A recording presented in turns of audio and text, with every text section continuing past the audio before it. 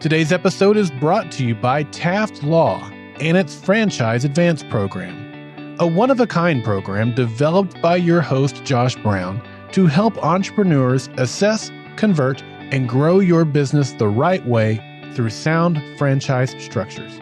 To learn more, go to taftlaw.com and type Franchise Advance Program in the search bar.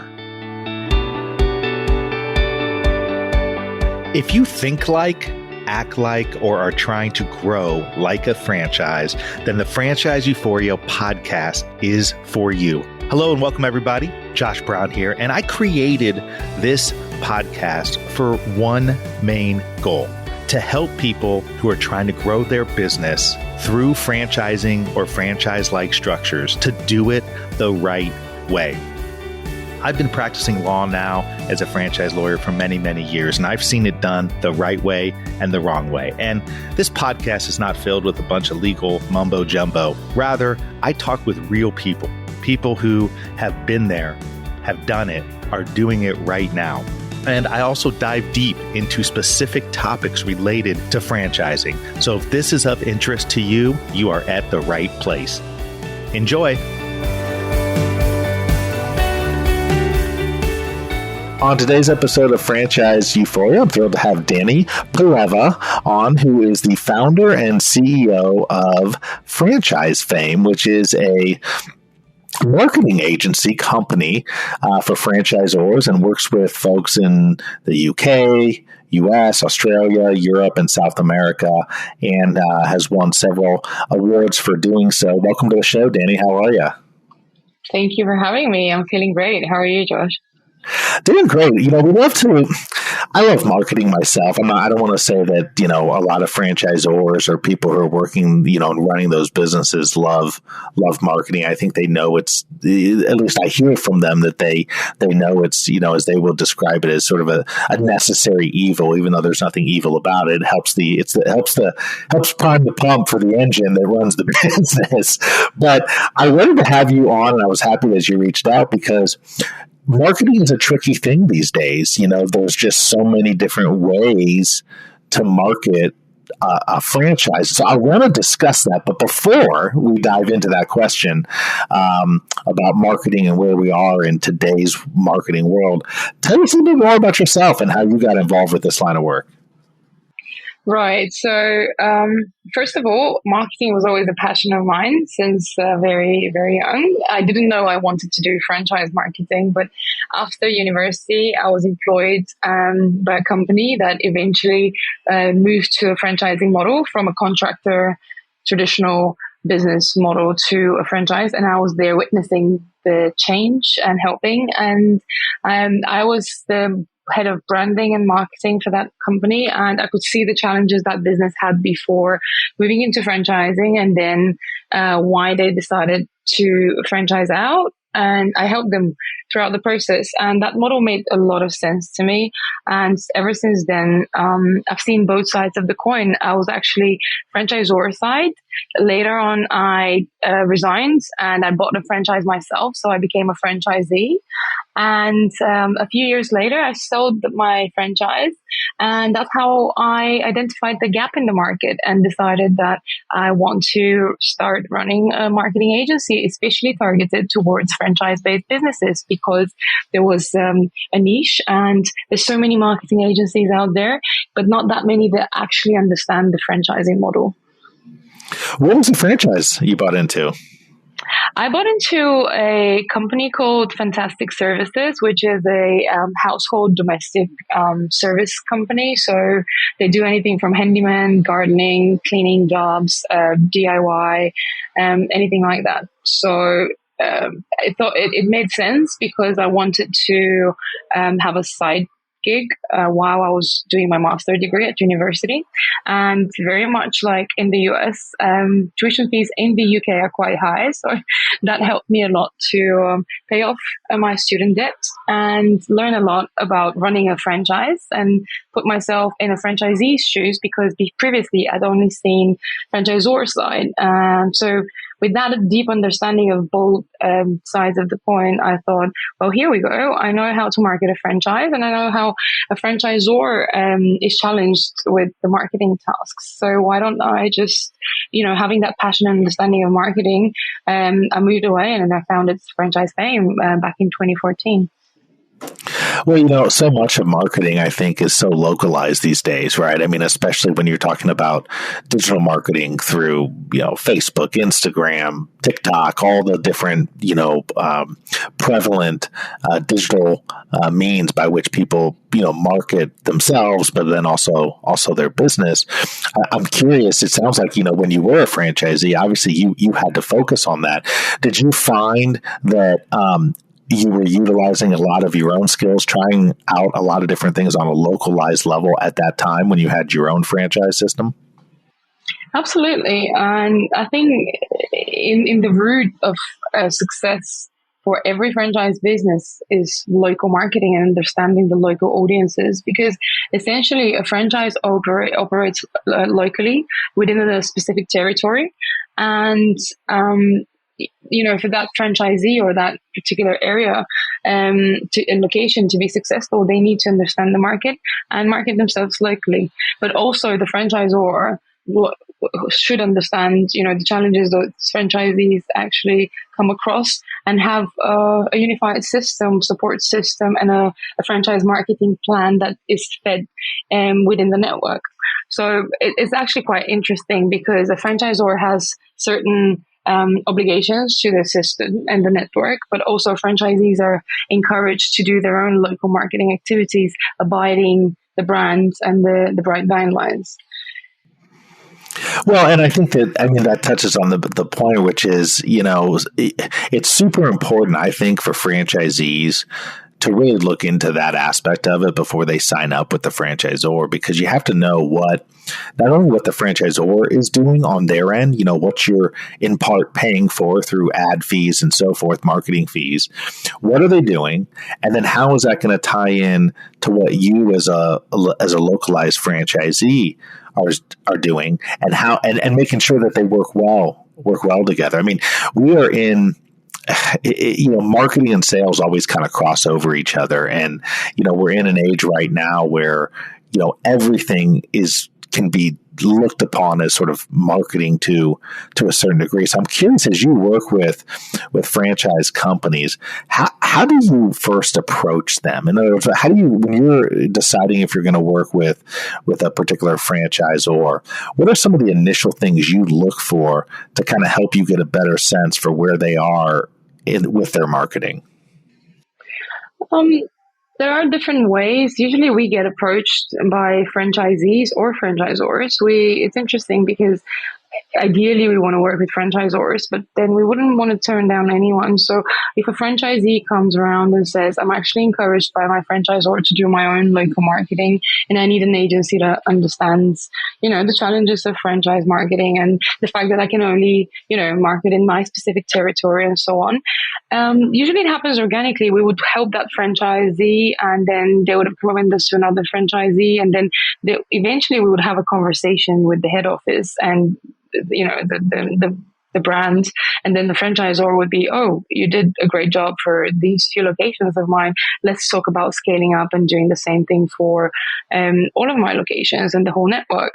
So it really happens organically. But I suppose the main thing that I see is that franchisors usually struggle, and they usually come across three main pain points during their franchising journey. The first one is the fact that once they franchise out, they expect a huge queue of people ready to buy into their franchise model.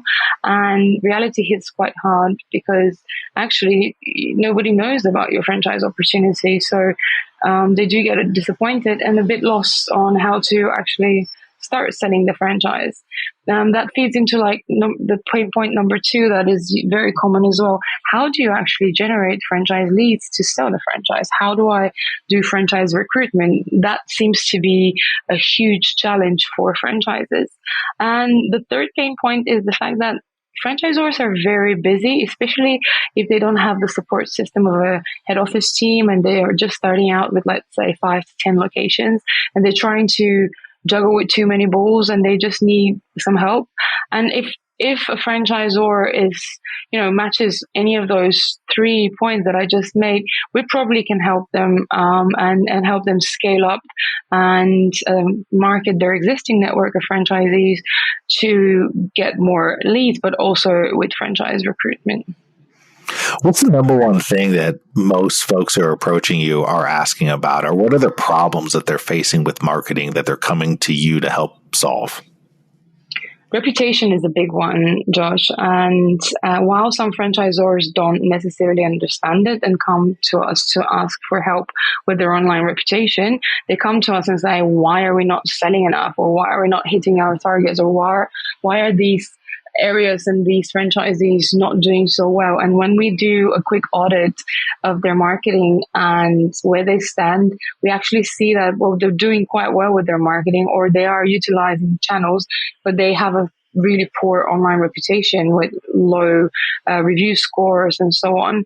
And in this nowadays, in this modern times, it's so important to, be present on all channels, but also have a spotless reputation, not only for your end clients, but if you wanted to attract more buyers, franchise buyers, you need to be, to be guarding and your reputation and encouraging people to leave positive reviews, because positive reviews are so important about any business, especially more so for a franchise-based business. So I would say the first thing that a franchisor comes to us with, even if they don't realize it, and a massive problem that they come across is actually their reputation. And how do you, there's all sorts of different ways to approach negative reviews. I have found, and this is just my personal opinion, but I think that, when I'm looking at a product or a service, I sort of expect that I'm going to see a negative review, and what I'm more looking for is how the company responds to it. Is that, and that to me is super important, because you have companies, large and small, that will get, a negative review, some more than others, and sometimes you'll just see there's no response to it. But I found that if the company responds in a reasonable and practical way, that's one way to overcome that negative review. Obviously, another way is to have more positive reviews. But you're right; it's such a tough thing to do. But I find that the companies that are active on those channels and are reasonable in how they approach things, because oftentimes people who will put bad reviews, the way that they write them, sometimes you can kind of discern that, well, this person just seems like maybe they were having a bad day versus this is a legitimate problem here. But I also find that the response itself, even if the company comes out and says, listen, yeah, we screwed up, we're really sorry, we try to make everybody happy, unfortunately we didn't do that this time, but here's, I know this won't make up for it, but here's, whatever, a 10% cube or something like that, just shows to somebody who's reading that, like, oh, okay, well, most companies make mistakes, but they seem to be standing by their product or service. I'm just curious your approach to that. You hit the nail on the head completely. It's all about showing that you care for your customer and for your business. And inevitably, every company screws up and makes a mistake, but accepting that and actually showing that you care and you're ready to listen to customers' feedback and implement that feedback and get better at your services, or apologize or offer a voucher or whatsoever, that is what other clients will be looking for, because having just 5-star reviews looks fake and nobody buys that anymore. We want a reputation that looks legitimate, but also a brand voice that actually says we care, and we apologize for making a mistake, and that won't happen again because we've learned our lesson. But give us another chance, please. And that is how you attract new clients. And there's so many stats around how many potential lost customers one negative review costs you that it's almost crazy to me that some franchises do not have an active, scheme for maintaining their reputation, safeguarding it, and encouraging positive reviews from customers. I think it was something like in the lines of one negative review can cost you up to 20 or 30 new customers. So you can calculate the numbers and how much of potential lost revenue that can be. Wow, it is amazing. And it is, it's also something that you just have to spend so much time on. There's no way around it, right? I just don't know any other way. Companies have to, in this day and age, have, whether it's an outside company like yourself, to come in and help them, or an internal team paired up with somebody like yourself, to come in. And you got to look at it on a daily basis, have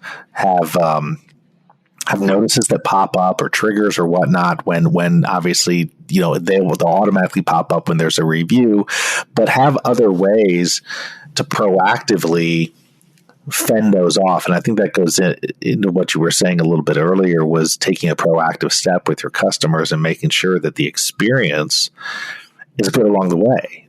Because if you make sure the experience is good along the way, you're going to minimize the missed opportunities or the bad communication or the upset customer that you didn't know about. And oftentimes, if you're paying attention and you can catch that, you can alleviate it before it turns into a bad review, and then possibly, it turns into a good review or something like that. But that's a hard thing to do, and I think it's fundamentally changed marketing or impacted how businesses market, because in the past, Dani, if I ask somebody, hey, what's the number one thing people talk about with marketing? They'd say, okay, how to reach the right customer or how to target market. And all that's really, really important. But you said reputation, because that is the number one killer for businesses right now, is not managing their reputation. And then, like you said, turning away a bunch of people who may not have the full story. How do you approach these companies and make them aware of that?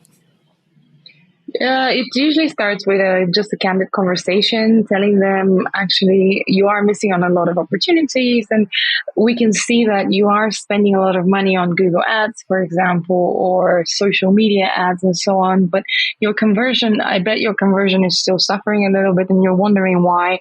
Well, this is why. And people do appreciate an honest, candid conversation where you actually show them what their blind spots are and what they've missed out on. Another big thing that people often miss out on in franchising is the potential of Google business profiles, or the so-called Google My Business. People don't spend thousands and thousands of dollars on advertising when they actually don't have a proper local marketing strategy with their Google listings, and they don't show up in Google searches, which is a free product that Google offers for local-based businesses.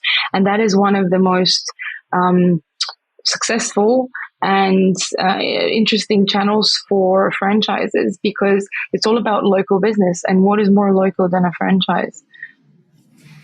So is that your process when you first start, when you go first meet with a customer or a potential client, you go in and do you do an assessment of where they're at? How do you work with your clients? You have to kind of look at their landscape a little bit and say, okay, here's what you're doing and here's what you're not doing. Yeah, absolutely. We do a thorough audit and a research, and we identify weaknesses and strengths in their marketing strategy. And of course, some of the franchises that we approach are doing better than others. And then we have a conversation about it, and we say, how can we help you with this? This is what we've done with other franchises in the same industry or on the same market. And those are the results that we managed to achieve with case studies. And they usually want to sample and have a trial of our services. And then they're convinced that actually we know what we're doing because we've been around for this long. And we've also worked with so many clients in different countries in franchising. So we've learned a thing or two. Actually, the model, I'm not sure if you heard about it, but I published my book called Franchise Fame last year, exactly a year ago. And it's a marketing book. Yeah, it was a great success. It became an Amazon bestseller in the US and the UK.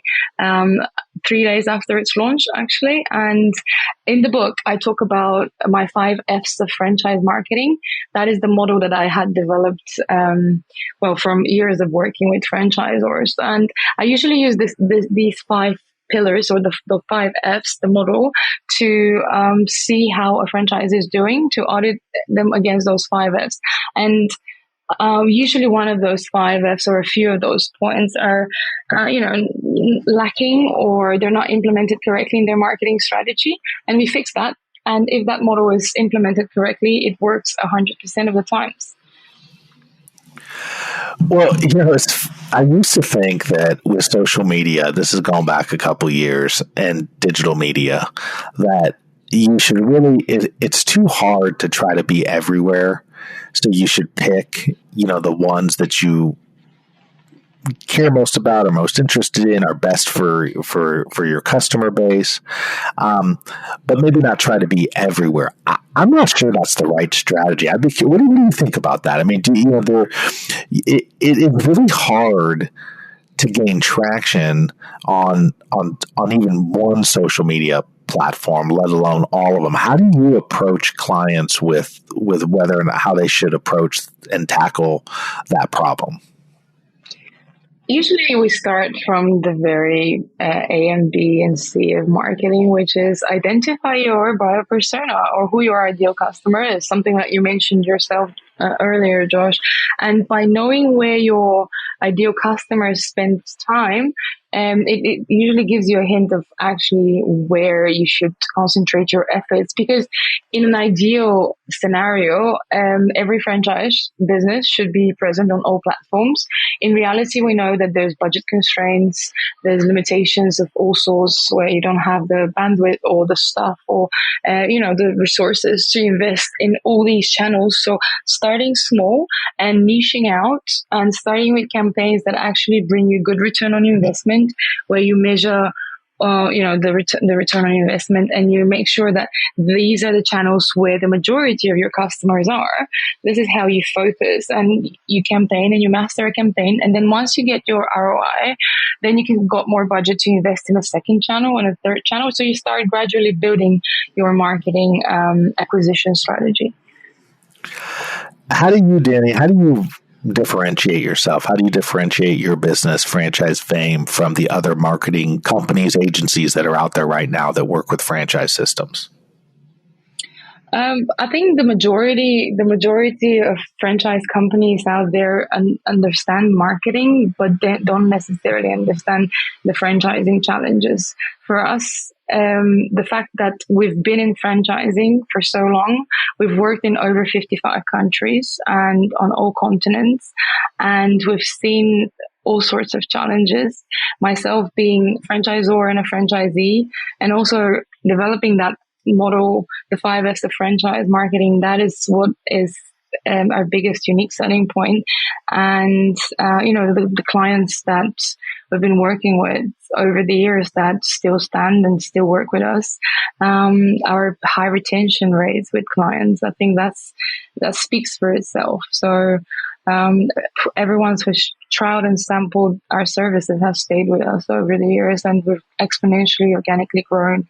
I think that says it all.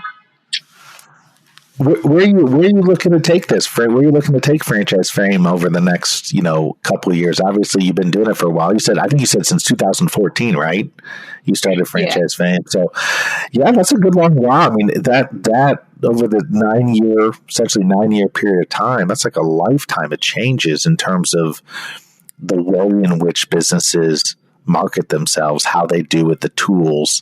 But as you said, and I think it's so true, and I think this is a super important point. If anybody takes from this one thing, this would be a good thing to take, and that is, as much as our tools and resources may change over time, the basics of how marketing works hasn't changed. I mean, like you said, you've got to identify who are the people you're trying to reach, where are they located, how are you best to reach them, and how are you going to differentiate yourself and stick out versus your competition. That hasn't changed. It's just the tools that we have gotten faster, have gotten different, have gotten more invasive in a certain way. And really, I mean, as we finish kind of up this interview, I'm curious. I got to ask you this. It feels like personal branding and business branding are kind of merging into one. In other words, it's hard to sometimes distinguish between branding for a business, but then also not, personally branding yourself in a way to where you're a part of that. I'm just curious your thoughts on that. I think a lot of that has to do with social media and what kind of sells on social media or gets eyeballs and whatnot. I mean, how do people, are you seeing more of a confluence of sort of personal branding and business branding together? Yeah, absolutely. You're right about that. But for me, it roots down to the fact that people buy from people, and people with the advancement of technology and AI and everything that you just mentioned, technology has changed the game of how we do marketing so much, because we've got smarter tools, we've got innovation happening every single day, and we need to stay on top of this. But despite all of that, people still buy from people. Even more so now, people love the human touch. People would love to speak to someone, shake someone's hand, and still have trust with someone, build a relationship with someone, rather than having those corporate environment and corporate meetings and so on. So I think this is why, with the advancement of technology, the need for the human interaction would become even more and more valuable. So that's why corporate and personal branding kind of merge. Well, if you want to learn more about Franchise Fame or Dani, you can go to franchisefame.com. That's franchisefame.com. You're also all over social media, aren't you, Dani? You're Twitter, Facebook, TikTok, Instagram. So you can just search Dani Peleva or Peleva. That's how it's pronounced, I believe. I want to get that right. Yes, on any of those channels. Thank you so much for joining us. I always find it interesting to talk to folks who are in the know when it comes to marketing and franchising, because it applies so evenly amongst franchisees and franchisors. I mean, franchisors needed to grow their system and to find the right kind of franchisees, and franchisees needed to grow their business and grow their locations. And you can apply the same principles to both, even though you might utilize different strategies. So I always find it interesting and helpful to have folks on who know about this space, and you've certainly been doing it a long time. So I wish you the best of luck going forward, and thanks for taking a few minutes to share your expertise. Thank you for having me, Josh. It's been a pleasure. Thank you so much for tuning into another episode of Franchise Euphoria. If you enjoyed it, please head over to Apple Podcasts and leave a rating and review. It really helps to get this show out to more and more people. Also, if you have any questions, have ideas for guests or topics, please email me, josh@indyfranchiselaw.com. That's josh@indyfranchiselaw.com. And finally, please note that this podcast is for entertainment and educational purposes and is not in any way, shape, or form meant to be any kind of legal advice. If you're seeking legal advice, please contact a lawyer. Have a great one. Happy franchising.